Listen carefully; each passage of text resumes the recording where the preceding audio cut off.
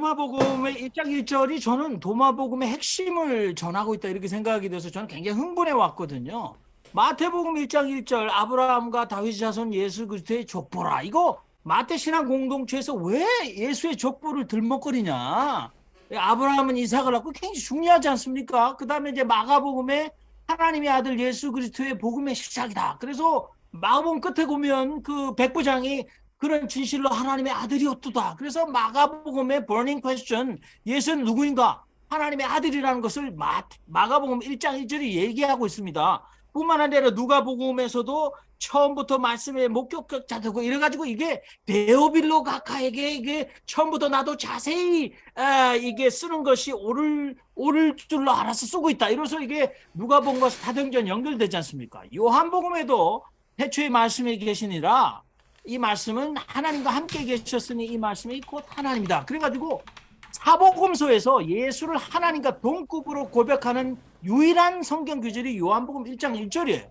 그런데 이 도마복음에서 이 말씀을 이렇게 예수의 말씀, 비밀의 말씀을 이 쌍둥이 도마가 기록했다 하면서 예수님이 처음으로 입을 엽니다. 예수께서 가라사대 이 비밀의 말씀을 깨닫는 사람은 죽음을 맛보지 아니하리라. 아이고 이때까지 그 마태복음에서 주여 주여 하는 자마다 다 천국에 들어갈 것이 아니라 오직 하늘에 계신 내 아버지의 뜻대로 행하는 자라야 하늘나라에 들어간다는 말도 굉장히 충격적이었는데 도마복음의 1장 1절 와 이거 기존 기독교의 구원관을 완전히 뒤집어 버리는 그리고 제가 정말 흥분할 수밖에 없는 게 이 말씀을 깨닫는 그래가지고 저는 자 이제 질문을 받겠습니다.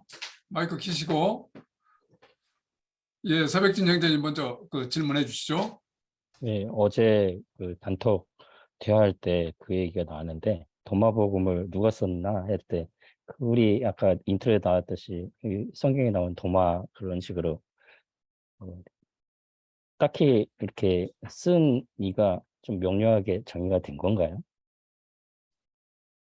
네 분 중에서 마이크를 다 켜시고 답변을 해주셨으면 좋겠습니다. 마태복음은 우리가 이제 마태에 의한 복음 이렇게 이제 얘기하지만 후대의 책 제목을 정한 거지 마태복음은 우리가 그냥 편의상 마태가 썼을 것이다 그래서 자꾸 마태는 베드로의 뭐 통역관이었다 이렇게 계속 이렇게 마태복음의 저자를 마태로 막 하려는 움직임도 있어요. 그러나 우리가 그냥 편의상 마태, 마가, 누가, 요한이라고 얘기하지 사실 지성수 형님도 그랬지만 요한 공동체, 요한 신앙 공동체 그렇게 생각하시면 도마 복음서도 도마 신앙 공동체 그래서 저는 뭐 사실은 매력을 느낀 게 저는 항상 도마 복음을 좀 얘기를 하면 제가 이제 이 미주 목사들 사이에서 이제 이단으로 이렇게 치부되는 가장 결정적인 이유가 입만 열면 도마복음 장사를 하려고 해가지고 제가 그렇게 됐거든요. 근데 이제 아까 우리 최현 형제도 얘기했지만 십자가 부활 심판 재림이 없이도 어떻게 예수 신앙을 견지할 수 있었는가라는 게 저한테는 굉장히 큰 의문이었어요.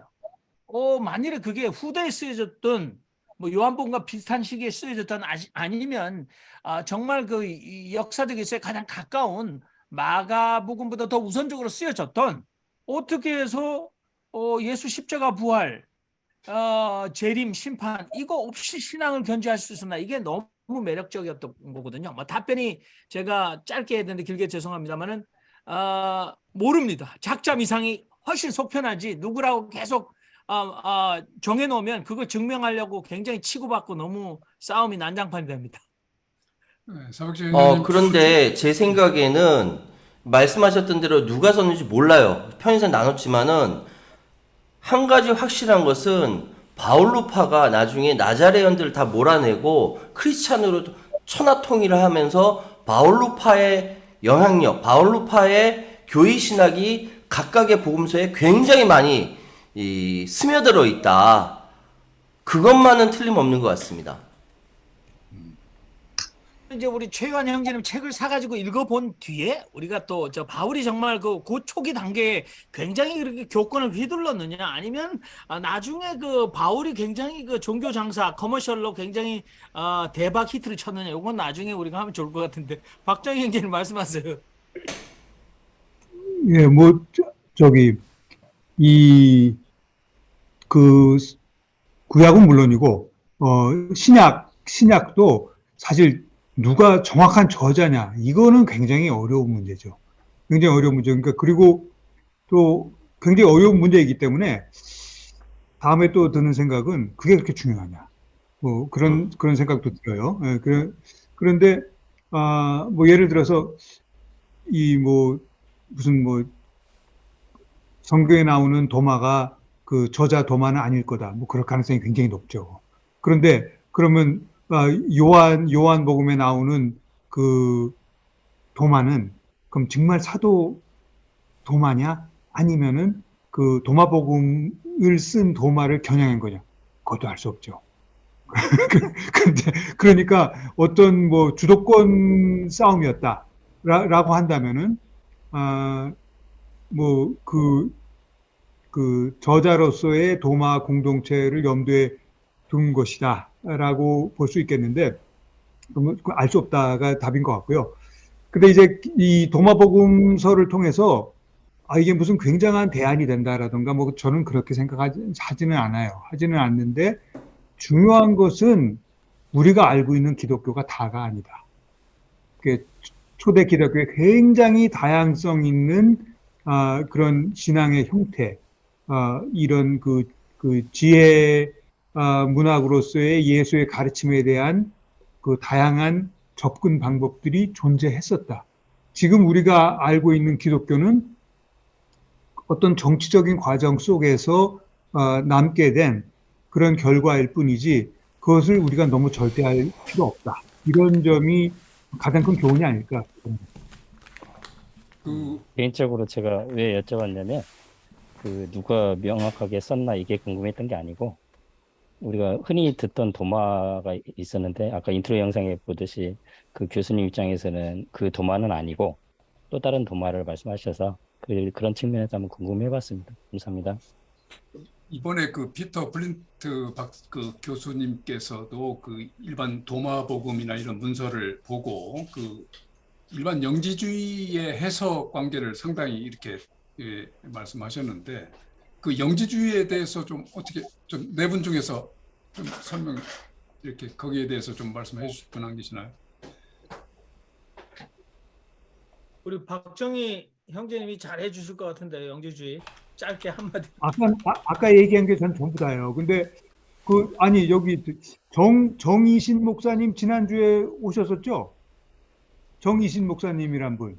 근데 그분이 아들남에도 글을 올리시고 그러는데 그 영지주의에 빠진 분을 상담했다. 뭐 이런 내용을 길게 쓰셨어요. 그래서 내가 그래서 내가 한번 봤어요. 이것도 관련 있는 것 같아서. 근데 그 영지주의의 의미를 끝까지 얘기 안 하시면서 그 긴 얘기를 써내려 가시더라고요. 그래서 이거 굉장한 진짜 능력이시다 이렇게 느꼈어요. 저는. 근데 영지주의라고 하는 거 정말로 어느 누구도 그렇게 명확하게 이해하지는 못하는 것 같아요. 근데 영지라고 하는 게 이렇게 그 아는 힘, 뭐 이런 거잖아요. 아는 힘. 근데 그러니까 어떻게 보면은 우리 뭐 참선을 하던가 뭐 이렇게 도를 닦던가 해서 어느 경지에 이르면은 내가 진리를 알게 된다. 뭐 이런 것이 영지주의와 이제 상통하는 내용이다 이렇게 생각합니다. 그러니까 어떻게 깨닫는 게 중요하다는 거죠. 깨닫는 게. 그런데 이제 우리 지금 정통 기독교, 우리가 믿는 기독교, 우리에게 알려진 기독교는 우리가 깨닫는 게 아니라 믿는 게 중요한 거잖아요. 아까 지성수 형제님도 말씀하셨지만 무거운 짐 뭐 다 내려놓고 나를 믿어라. 그러면 구원을 받는다. 하나님 나라에 갈 수 있다. 뭐 이런 거잖아요. 그런 내용이 강조가 되잖아요. 그래서 믿음이 중요한데 영지주의 입장에서 볼 때는 그 믿음이 가능해지려면은 깨달음이 있어야 돼. 그 깨달음을 강조하는 거죠. 근데 그 깨달음이 왜 가능한가? 인간이 모든 인간은 다 하나님의 형상을 갖고 있으니까. 그렇게 믿는 입장이에요. 그래서 이 도마복음 말고 또 빌립 복음이라는 것도 있잖아요. 그것도 낙의 하마디에서 같이 발견됐는데 그 필립의 그 복음서도 영지주의적인 문헌이라고 얘기하는데 거긴 심지어 이런 말이 있다고 그래요. 우리가 그리스도를 진심으로 믿게 되면은 우리는 크리스찬이 아니다. 우리도 그리스도다. 이런 말이 있다고 그래요. 그래서 어떤 그 경지에 이르는 어떻게 보면 불교나 뭐 또 어떤 의미에서는 우리 한국적인 종교랑도 많이 상통하죠. 그러니까 우리 안에 하나님이 있다라는 그런 믿음, 그런 것에 대한 가능성을 열어주는 점이 특색이기도 하고 요즘 세계에 좀 매력을 느끼게 하는 지점도 아닌가 그렇게 생각합니다. 제가 우리 지성 형제님께서 영지주의에 대한 아주 상업적인 말씀을 하시기 전에 한 가지 이제 그 양념을 먼저 치겠습니다. 저는 이게 이제 오늘 가장 하고 싶은 말이었던 건데요. 이제 오강남 교수의 이제 또 다른 예수, 우리가 오강남 교수는 아둘람에 모셔가지고 뭐 듣기도 했는데 보니 이 책이도 그렇고 우리 박영호 선생님도 그렇고 저는 이제 최현 형제님이 이제 동양학적으로 또는 우리 한국인에게 도마복음이 어떤 의미인가 뭐 그런 얘기 하셨는데 저는 사실은 도마복음을 비리지 않고도 지금 이제 그 마태복음 3장 2절이나 4장 17절 또는 뭐 누가복음 마가복음에 다 있는 예수의 그 취임 연설 inauguration speech 예수가 갈릴리로 오셔가지고 입을 열어 가르쳐 가라사대 맨 첫 마디가 회개하라 천국이 가까웠느니라. 요건데 이제 요 박영호 선생님도 그렇고 강남 교수도 그렇고 대부분의 도마복음 학자들이 그 정도 방점은 안 찍는지 모르지만 저는 그냥 개인적으로 이 회개하라 요 이제 그 회개하라라는 말은 깨달으라 하나님의 나라는 이미 와 있다. 그래서 뭐 헬라어 굳이 얘기할 필요 없지만 메타노에이테 그래서 메타 그러면 beyond 넘어서서 우리가 메타피직 그러면 아시지 않습니까? 피직을 넘어선 그러면 노에틱스는 인식론이죠. 그러니까 do you know 할 때 K가 묵음으로 들어갔지만 NOW 노에틱스 그러면 인식론이에요. 그러니까 메타노에이테 그러면은 이게 네가 알고 있는 인식을 뛰어넘어라. 그러니까 다른 말로 하면 깨달으라 하나님의 나라는 가까웠다 또는 깨달으라 하나님의 나라는 이미 너희 가운데 와 있다. 그래서 공간복음 전승에서 그만큼만 하고 지나갔지만 그 설화복음 얘기를 막 사건 사고나 스토리를 만들어내고 지나갔지만 결국은 예수의 하나님 나라 복음 가장 예수가 입을 열어서 가장 그렇게 먼저 예수가 이제 예수로 와서 갈릴리에서 입을 딱 열어서 처음 했던 게 메타노이테 그러니까 깨달으라기 때문에 동양신앙 전통에서는 기독교는 깨달음의 종교다 이렇게 이제 막 나갈 수 있는 거죠. 고속도로가 열리는 거죠. 근데 아무도 여기에 매력을 안 느껴 이렇게 하는 나만 매력을 느끼나 그러는데 주변에 보면 십자가가 없잖아 아마 이래가지고 계속 3단 소리만 듣고 있었습니다. 이상입니다. 그래, 맞아요. 그래서 제가 굉장히 그 성경 공부할 때 많이 참고하는 사람이 바로 해방신학자 김근수 교수의 그 자료였는데 거기서 먼저 얘기하는 것이 십자가가 없기 때문에 복음이 아니라는 얘기를 하는 거예요. 그래서 제가 거기서 깨달은 거는 뭐냐면은 지금까지 우리가 그러니까 심지어는 도덕 윤리 교과서에서도 기독교에 대해서 가르칠 때 기본적으로 그 타자에 의한 구원관을 갖고 있는 것이 기독교고 불교는 자기 스스로의 구원, 그러니까 자아 구원을 이야기하는데 저는 그것이 오히려 현재의 2000년 동안 내려온 그 다른 사람 타자에 의해서 구원받는 이것이 도마복음을 통해 가지고 달리 해석할 수가 있다. 그렇기 때문에 다섯 선생님도 계속적으로 어를 이야기하셨고 그 어이 무엇이냐 할 때 내 안에 있는 하느님 씨 그 씨로 인해서 내가 구원받는다 내지 구원받는다는 게 그렇고 예 그렇게 되는 거 아니냐 예 이런 생각을 하게 되어서 제가 공부를 더 열심히 하게 돼서 책을 쓰게 된 겁니다. 이상입니다. 영지주의 질문을 한 것은 여기에 스토리보다 어록이 확실하게 주관적인 자기 의견이 들어갈 여지가 아주 적은데 이렇게 참고적인 성서로서 훌륭한 성서가 나왔는데도 왜 기독교계에서 철저히 무시당하는가? 좀 이것 때문에 좀 잠깐 이렇게 질문을 드렸어요. 아까 좀 이승용 형제님 말씀하시려고 질문하신 것 같은데, 네네. 예, 오늘 저도 관심이 많아가지고, 아주 재밌게 듣고 있습니다. 제가 느낀 점하고, 저도 이제 그렇게 있는데, 로마복음 말고도 여러 이제 뭐, 막달라 마리아 복음, 유다 복음, 빌립 복음 등등 있는데, 저도 좀 관심이 있어서 좀 보게 됐는데, 제가 느낀 거는, 이 공관복음을 A 학점이라고 보면, 도마복음 한 C 학점 정도. 그리고 유다복음 같은 경우는 F 학점 정도 되겠다고 저는 좀 생각을 오늘 해봤습니다. 도마복음이 뭐 그렇게 좀 중간 정도 합리적이기 어느 쪽으로 치우치지 않고 다 쓸 수 있고 대신에 이제 어떤 십자가나 부활 이런 게 없기 때문에 정경으로 되지 않았나, 정경으로 이제 포함이 되지 안 되는 그런 것도 있지만 유다복음 같은 경우는 완전히 뭐 이상한 소리를 막 그리고 기존 기독교의 틀을 완전히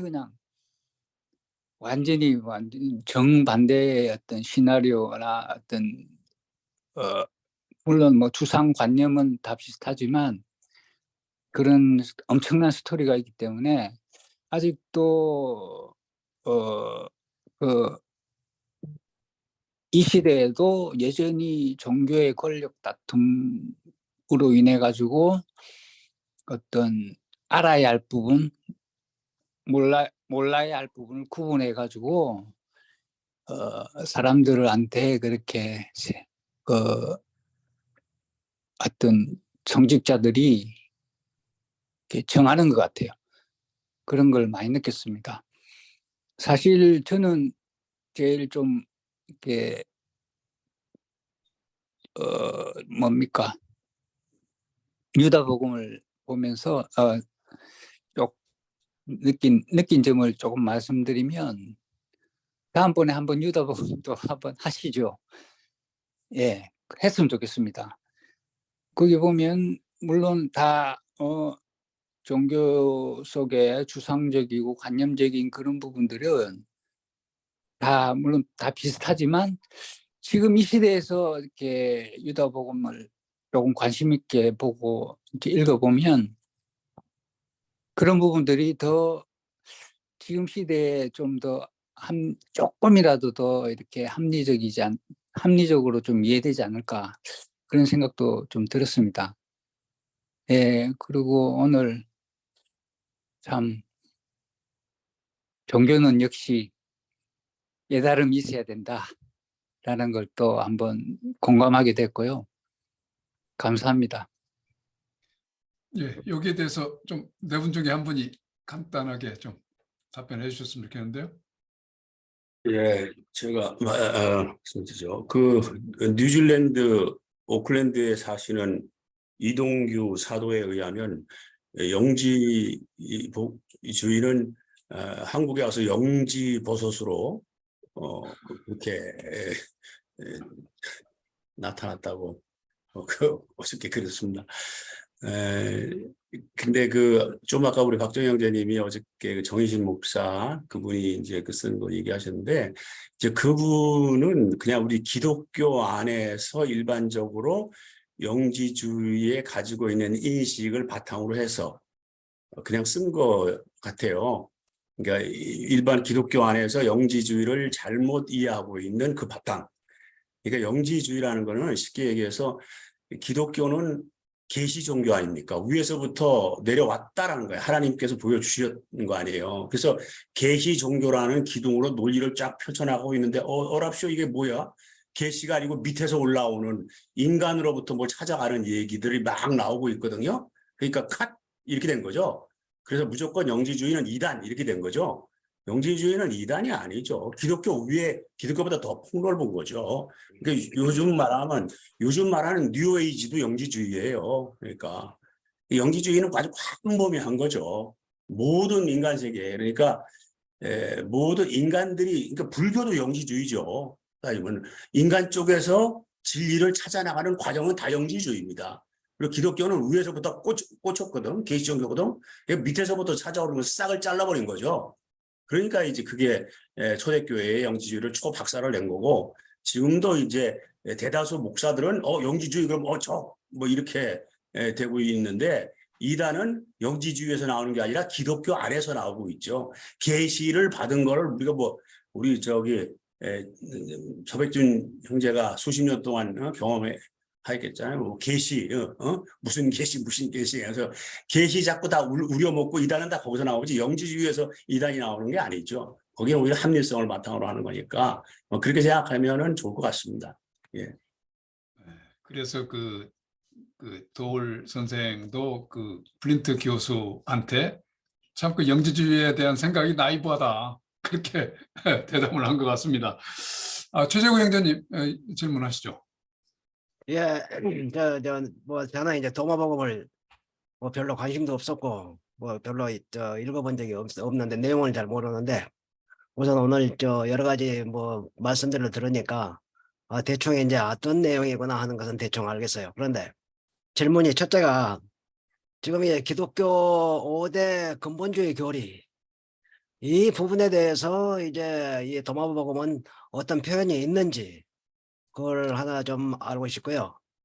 그 다음에 두 번째로 아까 우리 최환 형제님이 이제 그 책에 메타노에오라고 하는 그걸 이제 그 책 제목에 나와 있는데 사실은 이 지금 뭡니까 저 마태복음에서 세례 요한이 회개하라 천국에 가까운이라 하는 것을 우리는 그 회개하라를 어떻게 그 이해를 하고 하냐면은 내가 죄를 많이 지어서 죄가 많으니까 그걸 회개하고 반성하고 용서를 구해라 하는 걸로 이해를 하고 있습니다만은 그 메타노에와라고 하는 뜻을 보면은 change your mind, 즉 다시 말해서 패러다임 체인지.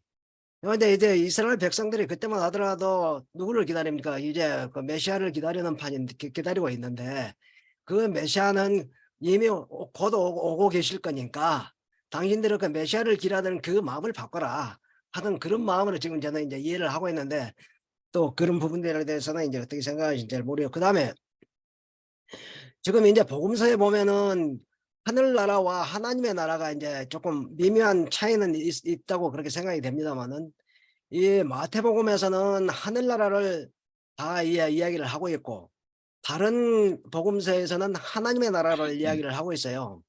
그러네 이게 이 도마복음에서는 어떻게 표현을 하고 있는지 좀 알고 싶습니다. 이 세 가지 질문을 좀 드렸습니다. 네, 제가 먼저 말씀드리겠습니다. 뭐 우리가 돌아가면서 말씀을 나눠야 되는 건 아닌데 이제 그 큐 복음서와 도마 복음서의 일치가 거의 한 3분의 1 정도가 되거든요. 그러니까 도마 복음서가 큐 복음서와 3분의 1 정도는 서로 일치한다. 그런데 이제 큐 복음서도 뿐만 아니라 도마 복음서도 이제 근본주의 5대 교리, 동정녀 탄생, 뭐 그다음에 육체적 부활 막 이런 거 하는데. 큐 복음서와 도마 복음서에는 예수의 탄생, 죽음, 부활 얘기 자체가 안 나옵니다. 그러니까 근본주의 교회에 양립할 수 없죠. 그리고 놀랍게도 큐 복음서는 예수가 그리스도라는 신앙 고백이 없습니다.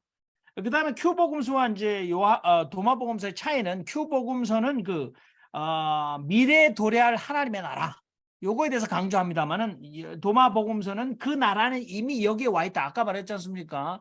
깨달으라 하나님의 나라는 이미 와 있다. 근데 이제 훨씬 더 공간 복음서보다 도마 복음서가 강조하고 있다 이렇게 말씀을 드릴 수 있고 그 다음에 저는 이제 성경 해석 그래서 그 마태복음 16장에 이제 사실 교회라는 단어가 복음서에서 딱 2번 나오는데 그게 전부 다 마태복음에 있지 않습니까? 그래서 특히 마태복음 16장에 이제 바요나 시모다 복이 있도다 이것을 알게 하는 육신이 아니라 하늘이 너에게 알게 했다. 그래서 내가 이 교회 위에 너의 그 교회 네 고백 위에 내가 교회를 세우겠다. 이렇게 해서 이제 캐톨릭 쪽에서는 이제 그 베드로를 성 베드로를 초대 교황으로 하고 있는데 이 고백 위에 그랬을 때 이 고백을 이 사람들은 이제 전부 다 그 고해성사로 다 해석했습니다. 라틴어를. 근데 그렇지 않죠. 그러니까 이 그 고백 위에 그래서 그 굉장히 중요한 한강. 그러니까 성경 해석 자체는 저는 계속 싸움이었다고 보는데 하나님의 나라 또 천국 그다음에 하늘의 나라 그다음에 요한복음의 생명 이거 전부 다 동의어라고 봐야지 되는데 자꾸 요거 가지고 우리가 이제 그러면 마태는 왜 천국이라고 했느냐 그러니까 하늘의 나라 하늘들의 나라라고 했느냐 그다음에 요한복음에는 왜 하나님의 나라가 하나도 없냐 예수의 복음이 하나님 나라 복음인데 요한복음 하나도 없느냐 이렇게 계속 물고 늘어지지만 아니 그러니까 그 의문은 가질 수 있어요. 그러나 이미 신약 성서 학자들은 이 문제는 이미 해결해 놨다라고 저는 말씀을 드릴 수 있겠습니다. 이상입니다.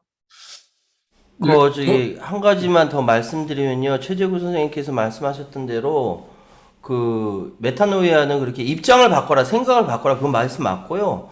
그렇게 말씀하신 걸로 저 이해하고 여기서 한 가지만 더 말씀드리면 예수 천당 불신지옥에서 얘기하는 천당이라는 개념은 성경에 한마디도 없습니다. 천당이라는 건요. 천당이라는 것은 예전에 그 1900년대 초에 최권능 목사가 원래 이름은 최봉석인데 그 양반이 그 당시 조선인들이 이해하기 쉬운 개념이 무엇인가라고 했을 때 천당이라는 개념이 불교 용어를 차용한 거죠. 그래서 예수 천당 불신지옥이 거기서부터 시작됐고 최권능 목사가 여기저기 다니면서 이적을 많이 행했다라고 해요. 실제로 병자도 고치고 그리고 저기 다 다니면서 예수 천당 불신지옥 했더니 그게 지금도 이어져 내려오는 겁니다. 천당이라는 개념은 성경에 단 한마디도 없습니다. 이상입니다.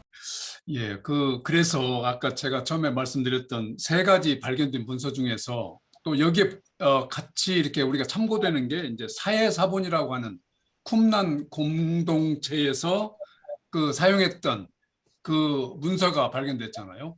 근데 여기 쿰란 공동체에 들어가면 이 사람들은 완전히 뭐 초대교회와 비슷하게 종말론적 그 신앙을 가지고 있었던 그러한 공동체로 보고 있고 그래서 결국에는 유대 나라가 완전히 마사다의 그 마지막 격전지에서 완전히 완전히 절멸했듯이 그때 이전까지 존재했던 이 공동체로서 아마 세례 요한도 여기에 수도했을 수도 있고 아마 예수님도 당시 여기에 방문했을 수도 있겠다. 왜냐하면 여리고에서 너무나 가깝고 그러니까 이런 측면에서 이러한 것이 잘못됐다라고 이렇게 예수님의 그 일반 그 3년 공생애가 나타내는 경우도 있거든요.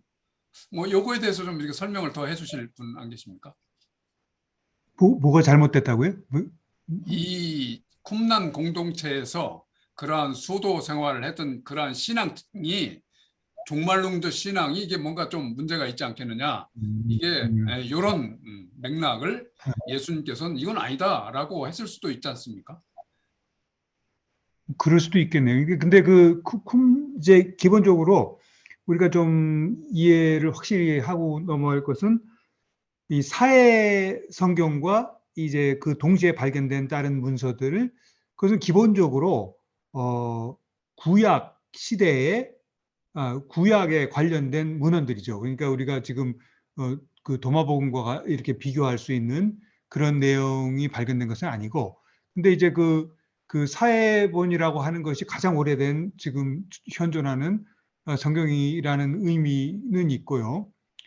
그리고 이제 지금 말씀하신 대로 당시에 그 예수 시대 이후, 예수 시대 직후에 그 크리스찬들의 모습을 좀 유추해 볼 수 있는 그런 공동체 생활을 유추해 볼 수 있는 의미는 있는 거죠.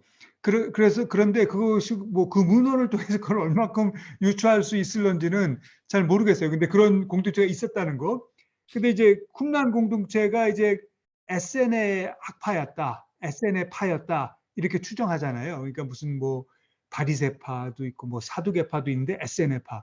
근데 이제 예수의 그 SNF파 관련 그 설이 굉장히 좀 설득력을 갖고 있기 때문에 그 지금 말씀하신 대로 문영훈 형제님 말씀하신 대로 그 어떤 뭐 성격 이런 것은 예수의 그 가르침과 일맥상통하는 그런 면은 있었겠는데 만약에 그 공동체가 이런 정말 종말만을 생각해가지고 그래서 뭐 동거 생활을 하고 뭐 그랬다 이런 것으로만 한정해서 생각한다고 그러면은 좀 모르겠어요. 예수님의 가르침과 그렇게 다 맞아떨어질 것 같지는 않은데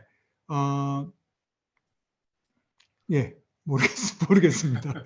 저는 이제 항상 이렇게 생각했어요. 우리 그 아둘람 수준 진짜 굉장히 높은데요. 이 정도면 거의 25년 내공도 후달리고 있는데 우리 저 웅재 사제님도 한 말씀 하셔야 되는데 제가 너무 자꾸 껴드는데 이제 예수 시대에 이제 그 신앙인들의 형태 또는 유대인들의 형태를 이제 크게 이제 나눠 보면 첫 번째 헤롯 땅 얘네들은 이제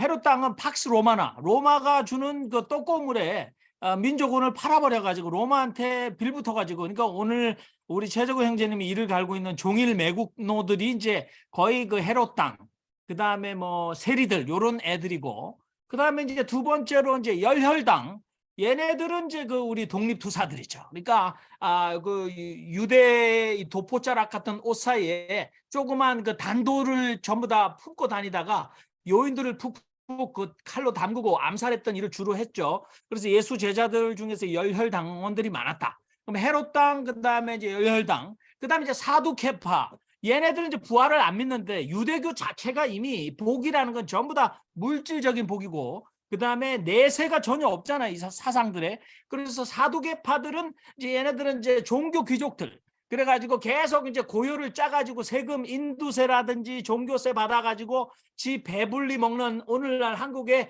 대형교회 당회장들과 거의 흡사한 놈들. 요게 이제 사두개파.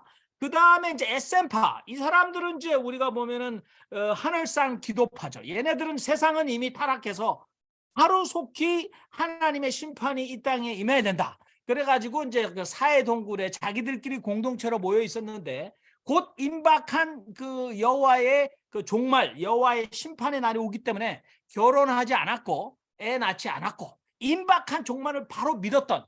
그런데 이제 그 고고학적으로 이 사람들이 이제 평균 수명이 40을 못 넘기고 다 죽어간 이유는 바로 자신들이 그 베두인들이 하는 그 아주 간단한 광야에서 화장실 똥 싸고 나서 말려가지고 날리는 방법 없이 그냥 똥 싸고 발로 밟아가지고 자기 살고 있는 공동체로 들어왔다가 몸이 시름시름 바이러스나 그 세균에 감염되고 아플 때 물에 기어 들어가가지고 성결례를 하다가 또 앓거든. 그래서 거기 이제 그 우기 때 나오는 그 공동 그 여호와께 성결하기 위한 목욕탕에 들어갔다가 나왔다 해서 결국은 기생충으로 작살나는 정말 무식한 SN파. 그러면 이제 요 중에서 신앙을 지키면서 여호와께 성결을 지키면서 하나님의 때를 기다렸던 가장 이상적인 신앙 신실한 사람들 바리새파 되겠습니다. 근데 우리가 예수 그 마태복음에서 바리새파의 외식 이거 많이 나와가지고 바리새파 열나 욕하고 뭐 왕 바리새인 이렇게 얘기하는데 저는 그 바울 형님도 바울 아주 똑똑한 바리새파였다. 그래서 저는 이때까지 헤롯 땅 요거는 그 친일파 종일 매국 집단 그다음에 사두개파 종교 귀족 애들 그다음에 열혈당은 이제 폭력을 불사하는 이제 세상을 뒤집는 이제 투사들 최한 형제 같은 분들이죠. 그다음에 이제 SN파는 세상을 완전히 버려버리고 세상과 담 쌓고 꿈같이 헛된 세상을 취할 것 뭐냐 그래가지고 지들끼리 모인 사람. 그러나 가장 균형 있는 애들은 바리새파였다 이렇게 생각하는 거죠. 그런데 이제 요걸 다 허물고 나사렛 예수 잔당이 새로운 세계 질서로 살아가겠다고 이제 혁명을 일으켰다 이렇게 보는 겁니다. 그러니까 제 얘기가 좀 도움이 됐으면 좋겠습니다. 이상입니다. 아니 제가 그렇게 뒤집겠다고 하는 건 아니고요. 뒤집을 필요가 있으면 뒤집어야죠. 그리고 제가 알기로는 쿰난 공동체가 그렇게 비위생적인 것인지는 잘 모르겠으나 제가 알기로는 이사야 40장 3절에 그 외치는 자의 소리여 해서 그때 사막에서 우리 하나님의 대로를 평탄하게 하라. 이 말씀의 근거에서 사막으로 모이고 그것이 400여 년 동안 계속 그 소위 쿰란 공동체에 사람들이 계속 광야로 계속 갔다라는 거지 않습니까? 그리고 굉장히 그 바리새파하고 사두개파보다 더 보수적이고 완고했다라는 것은 사실이고요. 그리고 이 에스네파, 그러니까 이 쿰란 공동체 같은 에스네파들의 가장 커다란 뭐랄까 역사에 있어서의 기여한 점이라고 한다면은 누가 뭐라 그래도 그 성경을 필사하고 기록하는 데 있어서 에스네파의 기여가 있었다라는 것은 역사적인 사실인 걸로 저는 알고 있습니다. 아니 근데 좀 한 가지 의문이, 우리 오클랜드 신성남님이 지금 몇 주째 아무 말씀 안 하시는데 왜 말씀을 전혀 안 하세요? 한 말씀 해주세요. 너무나 강요하지 마시고요. 지금 그러면 지금 아니, 이제 제가 무건 수행 중인 모양인데 왜 우리 아들랑 공동체는 누구에게나 편안한 그런 시간을 갖기를 항상 바라는 마음이거든요. 저기 이제 플린트 그 교수와의 대담을 제가 이거 올린 것은 구약학에 그렇게 그 아주 박식한 지식을 가지고 계셔서 군남 공동체도 가지고 있었던, 그러니까 그 이전에 유대교의 그러한 체계가 전혀 없고 단지 그러한 자료를 가지고 메시아 사상을 가지고 있었단 말이죠. 그런데 그렇게까지 알고 계신 그 교수분이 어떻게 그 예수님의 십자가 보혈 관계는 그쪽으로 아주 명확하게 이렇게 말씀을 하셔가지고, 저는 이 부분에 대해서 그 성공회에서 우리 김홍재 형제님이 어떠한 그 생각을 가지고 계시는가, 그 도마보험과 연계해서 좀 그 말씀을 한번 해주시면 안 될까요?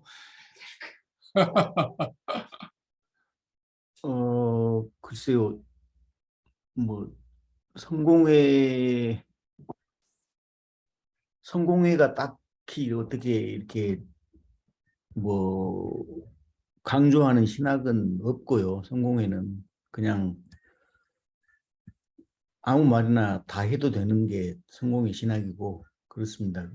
근데 도마복음 오늘 아주 이제 흥미진진한 그 대화들이 오고 갔는데 모르겠습니다. 이제 저 생각에는 뭐 도마복음 충분히 읽어볼 필요도 있고 그 참고로 해볼 필요도 있다고 생각을 합니다. 다만 이제 그 복음이라고 하는 것도 예수가 우리에게 어떤 말씀을 줬다, 뭘 깨닫는다, 무엇을 의미한다. 글쎄요, 저는 이제 여기에 대해서 천착을 하고 거기에 매달리는 것이 저는 그렇게 썩 의미가 없다라고 생각을 합니다. 그래서 이제 내가 살아가는 삶 속에서 예수가 과연 무슨 관계가 있는가, 이런 것들을 묻고 질문하고 하는 게 의미가 더 크다고 생각을 해서 이제 사실 도마복음 그 얼마 전부터 막 이렇게 수면 위로 많이 떠올라오고 회자가 되고 해서 저도 이제 뭐 몇 번 접근을 해본 적은 있었습니다. 그러나 이제 그걸 읽어보고 나서 저 역시도 사실 이제 내린 결론은 모르겠습니다. 제가 그 성서 신학이라든가 그런데 이렇게 집중적으로 파고들어서 공부를 더 해보지는, 학술적으로 해보지는 않았기 때문에, 그런데 관심이 떨어졌는지 어쨌는지는 모르겠으나 이제 그게 뭐 복음서 충분히 많은 복음서들이 있었다고 생각을 하고 있을 수 있다고 생각합니다. 그만큼 예수가, 저는 그래서 이제 그런 것들이 또 어떤 것은 복음서로 채택이 되고 어떤 것은 안 됐느냐, 이런 것들에 대한 가장 큰 책임은 이제 예수님에게 있다고 생각을 합니다. 본인이 사라지기 전에 반드시 후계자 문제를 확실하게 정리를 해놓고 갔어야 되는데 거기에 대해서 단 한마디도 없었기 때문에 이제 뭐 교회사적으로 보면은 그 뒤로 뭐 그 갑자기 예수의 동생 야고보하고 그다음에 마리아가 어머니 마리아가 그 공동체 예루살렘 교회의 주도권을 잡고 갔다라고 이렇게 알려져 있고 또 거기에 반발해서 또 이방인 쪽 선교 담당하던 듣보잡이라고 하는 바울이 나타나서 또 그렇게 하기 시작하니까 이제 또 예수의 그 직계 제자였던 사람들이 우리가 그러면 저 듣보잡한테 밀릴 수 있냐 하고 해서 저는 복음서를 썼다고 생각을 하고요. 뭐 그러다 보니까 이제 요한도 그러면 나도 할 말이 있다. 예수 엄마를 내가 모시고 살았고 또 뭐 이 정도 나도 그 입이 있다라고 이렇게 해서 그 자기 공부 많이 했다. 나도 너희들보다 훨씬 더 많이 안다 해서 요한복음을 썼다고 생각을 하고요. 그리고 뭐 충분히 가능성이 있다고 생각합니다. 도마도 그 공동체 헤게모니 거기에서 밀려서 뭐 인도까지 가서 전도했네 어쨌네 이런 말도 나오고 이렇게 하니까 그래서 뭐 또 요한은 또 그 새끼는 그 의심쟁이고 뭐 이렇게 폄하를 하고 그런 과정들이 왜 없었겠습니까? 그래서 저는 진짜 가장 큰 그 잘못은 후계자 문제를 확실하게 해놓지 않고 사라진 예수님에게 있다고 생각을 하고 꼭 다시 만나면 꼭 따져보고 싶은 게 그 부분입니다. 아이고, 오늘 중요한 말씀하셨어요. 저도 사실은 그게 좀 답답했었거든요. 그런 후계자를 지정을 안 하니까 바울이 나서서 그렇게 왜곡을 조금 하지 않았나. 제가 말을 잘못했는지 뭐. 마지막으로 저희가 그 대담에서 나와 있는 건 도대체 종교란 무엇인가 해가지고, 그 홍구라고 하는 단어가 나왔잖아요. 저도 이게 찾아보니까 기러기 홍자에다가 그 개천을 뜻하는 구더라고요. 그래서 이거 참 그 철학적인 의미가 있구나라고 생각을 하면서 지금 머리에 저장을 해놨는데요. 그 종교가 각자 우리에게 주는 것에 다양한 의미, 아주 깊은 의미까지도 이게 생각이 되는 단어였습니다. 이 마무리하면서 이 종교란 무엇인가 이런 쪽에 좀 한마디씩 서로 이렇게 하고 주고받았으면 좋겠는데요. 예, 제가 말씀드려보고 저는 도마복음을 이렇게 생각합니다. 아까 그 김웅재 형제도 그런 말씀을 이제 하셨는데 거의 이제 뭐 비슷한 맥락이라고 생각합니다. 근데 저는 거기서 또 한 가지 조금 더 발전을 왜 소리가 이상하죠? 괜찮습니까? 예. 그다음에 이게 도마복음을 뭐 잘 알아서 뭐 어디다 써먹는 깨닫고 뭐 그거 되게 중요하지만 기존에 우리가 믿고 있는 것에 대해서 한 번씩 그걸 되돌아보는 점검해보고 회의해보고 하는데 중요한 이게 자료가 되지 않느냐라고 하는 거죠. 기존의 것에 대해서 그런 면에서 굉장히 가치가 있다고 생각합니다. 이 도마복음을 믿고 따르고 거기에 뭐 정말 깊이 들어가고 하는 것들 뭐 아주 필요하겠지만 거기까지 못 가더라도 우리가 현재 이건 아니다라고 믿고 가는 것에 대해서 다시 한번 회의해 볼 수 있는 도마복음의 중요성은 그 기존 틀을 우리가 다시 한번 생각해 보자 그런 의미도 있고. 예. 그러니까 저도 한 비슷한 말씀인데요. 뭐 이게 도마복음이 뭐 갑자기 무슨 우리가 여태까지 가졌던 그 복음서의 대안이 된다라던가 뭐 정말 뭐 획기적인 뭐가 돼 이렇게까지 생각하기는 좀 힘들고요. 제 생각에는 그 제가 다시 뭐 만약에 한 3세기나 4세기에 살게 됐는데 선택을 해야 된다. 그러면 도마복음을 선택할래? 뭐 아니면 요한복음 선택할래? 그러면은 그 당시에 산다 그러면 요한복음의 그 희망을 더 갖지 않을까? 지금 우리가 요한복음적인 신앙 속에 좀 질리다 보니까 이 도마복음의 그 좀 색다른 면이 더 크게 다가오는 게 아닐까 그렇게 생각해요. 그 종교라는 것에 대해서 사람들이 정말 한 채의 앞을 못 보는 그 불안한 속에서 어떤 그 위안을 받고자 하는 그런 마음이 크잖아요. 그런 마음이 큰데 그냥 어떤 철학적인 명제를 갖고 우리가 좀 깊이 생각해 보자. 물론 좋지만 그것만으로 만족할 수 있을까라는 생각이 들고요. 아까도 말씀드렸지만 중요한 점은 우리가 갖고 있는 게 우리가 알고 있는 게 다가 아니고 우리 기독교의 시작일 때 굉장히 다양한 형태의 믿음들이 있었다라는 것을 도마복음이 가르쳐 준다는 것이 중요하고요. 또 중요한 점은 우리가 지금 갖고 있는 성경을 상당히 교리적으로만 이해했기 때문에 그렇지 도마복음에 있는 내용들이 현재에 우리가 익숙해 있는 그 복음서에 많이 중첩되어 있어요. 근데 그 내용들을 도마복음적으로 보지 않은 거죠, 전혀.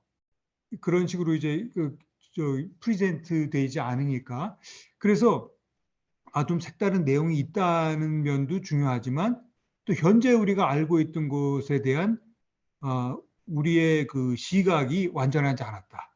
뭐 그런 것에 대한 그 깨달음도 필요하겠다는 그런 생각합니다. 예. 다음 우리 최환 형제님 말씀해 주시죠. 예, 뭐 저 다 맞는 말씀 하셔가지고 예, 저부터 말씀드리기가 뭐합니다. 근데 하여튼 114개의 말씀으로 이루어진 도마복음은 나름 의미가 있다. 뭐 저 그 정도로 받아들일래요. 예, 이상입니다. 예, 정현민 형제님 말씀해 주세요. 예, 저는 우리 다석 선생님께서 안타깝게도 도마복음을 접하지 못하셨어요. 아마 필요했을 텐데 다석 선생님은 그 톨스토이의 요약복음서는 보셨지만 그래도 다석 선생님이 가장 해석에 집중하신 건 요한복음이잖아요. 근데 다석 선생님 분명히 박용호 선생님도 그러지만 도마복음을 가지셨다면 분명히 도마복음을 사랑하셨을 거다. 그래서 아마 후학인 보람 마침을 하신 박용호 선생님이 그 다석 사상으로 본 도마복음을 풀이하셨어요. 그래서 뭐 저는 도마복음의 위대함, 그것은 교권이 1578년 동안 억압했던 결과 이집트 파쿠미우스 수도사가 군서갱육에서 불질러서 전부 다 없애야 되는 것들을 항아리에 보존했잖아요. 그러니까 이미 새로운, 물론 뭐 대안이 될 수는 없습니다만 잃었던 기독교의 모습을 우리가 환기시켜주는 만큼 저는 굉장히 흥분되어 있다. 지금까지 그런 말씀을 좀 드릴 수 있고, 그다음에 이제 우리 문영훈 형제님께서 자꾸 피터 플린트 교수와의 뭐 아주 몇 장 안 되는 34챕터에서 1편에 이제 도올 선생이 사진가 넣었는데 제가 볼 때 굉장히 자기 자랑하려고 일부러 쓸데없는 그걸 집어넣었다는 저는 생각이 들고요. 그런데 이제 피터 플린트가 아무리 고대 근동 사회 영지주의 전문가라고 해도 이 사람이 하는 말이 이제 예수가 노자일 수는 없다. 예수는 라오스가 될 수 없다. 우린 예수의 신성을 인정해야 된다. 요 말은 제가 딱 봤을 때 그게 이제 도올과 피터 플린트의 사실은 분기점인데, 예수는 우리 구원의 주체로서 예수가 될 그런 예수는 그러니까 교사로서의 예수는 우리 구원의 주체로서 예수가 될 수 없다. 예수가 라오스일 수는 없기 때문이다. 이렇게 나오는데 이건 이제 서양 사람들의 인식론의 철저한 한계다. 저는 그렇게 보거든요. 그럼에도 불구하고 이제 종교란 무엇인가 했을 때 불교는 대각을 통해서, 유교는 인의를 통해서 그 홍구를 뛰어넘는다. 그래서 기독교인들은 오직 예수만을 통해서 넘는다. 이렇게 얘기했는데 저는 이제 내가 철없을 때 우리 아버지가 전지전능한 줄 알았는데 내가 커보니까 이현주 목사님 하신 말씀이에요. 남의 아버지도 있네? 우리 아버지만 있는 줄 알았는데 그런데 내가 컸다고 남의 아버지 있다고 해서 남의 아버지한테 가서 아버지 하고 남의 아버지를 내 아버지라고 부를 필요는 없다. 남의 아버지도 있다라고 정도까지만 하면 되는 거지. 그래서 기독교인을 기독교인 되게 하는 부분에서의 오직 예수 정신은 피터 플린터가 맞게 얘기한 거 아닌가. 뭐 저는 문영은 형제님 앞으로 처음부터 계속해서 고민하셨고 그걸 우리에게 던져주셨는데 저는 양면 처음은 피터 플린터가 예수의 신성을 인정해야 되는데 예수는 라오스일 수 없다. 이거는 서양 학자의 아주 굉장히 그 한계다라고 지적하면서도 이 사람이 기독교 신학자로서 우리는 우리의 독특성은 예수다라고 얘기하는 건 저도 동의할 수밖에 없다. 그러면서 저는 다석 선생님이 살아생전에 도마복음을 좀 풀이해 주셨으면 얼마나 좋았을까라는 천추의 한이 느껴집니다. 이상입니다. 예, 정리하겠습니다. 우리 아둘람 공동체에서도 이 보수적인 신앙을 가지고 계신 분들이 있기 때문에 그렇게 예수님이 죽음으로써 해결이 가능했다.